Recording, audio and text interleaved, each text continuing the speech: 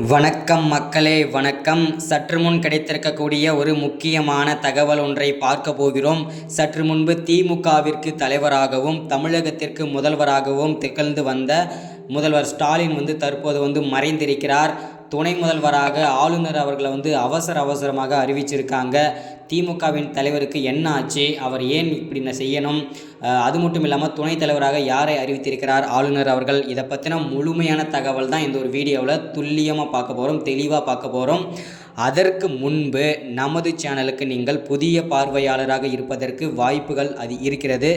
முடிஞ்ச அளவுக்கு எல்லாரும் மறக்காமல் சப்ஸ்கிரைப் பண்ணுங்கள். சப்ஸ்கிரைப் பண்ண உடனேயே பக்கத்திலே ஒரு பெல் பட்டன் வரும், அதை கிளிக் பண்ணி ஆல் என்ற ஆப்ஷனில் போட்டு வச்சுக்கிட்டிங்க அப்படின்னா தொடர்ந்து நம்ம வீடியோ போட்டோம்னா உங்களுக்கு நோட்டிஃபிகேஷன் வந்துடும். அதை பார்த்து நீங்கள் தெரிஞ்சுக்கலாம் இன்றைக்கி என்ன அரசியல் நியூஸ், இன்றைக்கி என்ன அரசியல் அப்டேட்ன்றதை தெளிவாகவும் துல்லியமாகவும் தெரிஞ்சுக்கலாம். அது மட்டும் இல்லாமல் வீடியோ பார்க்குற ஒவ்வொருத்தரும் மறக்காமல் லைக் பண்ணுங்கள், அது ரொம்ப இம்பார்ட்டன்ட். ஒவ்வொருத்தருக்கும் ஷேர் பண்ணுங்கள், அது இன்னும் இம்பார்ட்டன்ட்.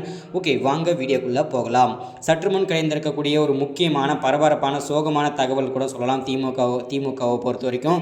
ஏன் அப்படின்னு பார்த்தீங்கன்னாக்கா, திமுகவிற்கு டிஎம்கே கட்சிக்கு தலைவராகவும் தமிழகத்திற்கு முதல்வராகவும் திகழ்ந்து கொண்டு வந்திருந்த ஆலமரமாக நின்று கொண்ட முதல்வர் ஸ்டாலின் தற்போது கவலைக்கிடமாக ஹாஸ்பிட்டலில் இருக்கார். அது ஒரு அதிர்ச்சிகரமான பரபரப்பான தகவல். திடீர் நல்லா தானே இருந்தார், திடீர்னு என்னாச்சு அப்படின்னு கேட்டிங்கன்னா அங்கே தான் ஒரு ட்விஸ்ட்டே. என்ன அப்படின்னாக்கா, இன்று காலை பார்த்தீங்கன்னாக்கா அமலாக்கத்துறை பார்த்தீங்கன்னா இவருடைய அண்ணன், அதாவது முதல்ல ஸ்டாலினோட அண்ணன் துரைமுருகன், அமைச்சராக இருக்கும் துரைமுருகன் வீட்டில் 5,000 கோடி பணம் கருப்பு பணம் பதுக்கி வைத்திருந்தது. அமலாக்கத்துறைக்கு தகவல் கிடைத்து அதை அதிரடியாக சோதனை நடத்தி 5,000 கோடியுமே கருப்பு பணத்தை முடக்கியிருக்காங்க.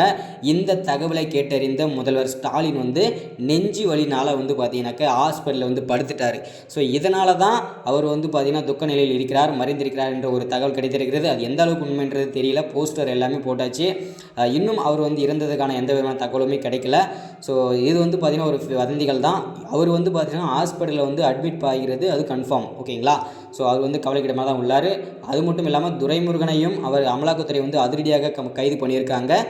முதல்வர் ஸ்டாலினையும் அடுத்தடுத்து கைது செய்யப்படுவார்கள் என்பது உறுதிப்படுத்தியிருக்காங்க. அது மட்டும் இல்லாமல் தற்போது திமுக தலைவர் ஹாஸ்பிட்டலில் இருக்கிறதுனால அவர் வர வரைக்கும் பார்த்தீங்கன்னா துணை முதல்வராக பார்த்தீங்கன்னா அவருடைய மகன் விளையாட்டுத்துறை அமைச்சராக இருக்கும் உதயநிதி அவர்களை துணைத் தலைவராக ஆளுநர் அவர்கள் அவசரமாக நியமனம் செஞ்சு வச்சுருக்காங்க. இது இன்னும் பரபரப்பை ஏற்படுத்தி வச்சுருக்கு. ஸோ இதுதான் இந்த வீடியோவில் நம்ம அப்டேட்டாக எல்லாருக்குமே நம்ம கொடுக்குறது. ஏன்னா திமுகவிற்கு பார்த்தீங்கன்னா பல்வேறு பூகங்கள் வெடிச்சிட்டு ஏன்னா திமுகவிற்கு மூத்த குடிமகன்கள் இருக்கவும் மூத்த புள்ளிகள் இருக்கவும் இருந்தாலுமே அவருடைய வாரிசு அரசியல் பண்ணணுன்றதுக்காகவே அவருடைய மகனுக்கே இந்த துணைத் தலைவர் பதவி கொடுத்துருக்காங்க. இது இதனால் பார்த்திங்கன்னா திமுகவில் இருக்கும் அமைச்சர்கள் எல்லாமே பார்த்திங்கன்னா பெரும் பூகம்பமாக வெடிச்சிருக்காங்க. ஏன்னா திமுகவில் பார்த்திங்கனாக்கா முதல்வர் ஸ்டாலினுக்கு அப்புறமா பார்த்திங்கன்னா மூத்த அமைச்சர்கள்லாம் இருக்கும்போது அவருடைய மகனுக்கு இந்த பதவி கொடுத்ததுனால பெரும் பூகம்பம் வெடிச்சிருக்கு. அது மட்டும் இல்லாமல் அமலாக்கத்துறை ஒரு அவசரமாக ஒரு அறிவிப்பு கொடுத்துருக்காங்க. என்ன அப்படின்னு பார்த்தீங்கன்னாக்கா, இன்னும் அமைச்சர்கள் நிறைய அமைச்சர்கள் கைது செய்யப்படுவார்கள் என்பது உறுதிப்படுத்தியிருக்காங்க. இதை பற்றின வீடியோ அடுத்தடுத்த வீடியோவில் தொடர்ச்சியாக சந்திக்கலாம். சப்ஸ்கிரைப், லைக், ஷேர் பண்ணுங்கள். தேங்க்யூ.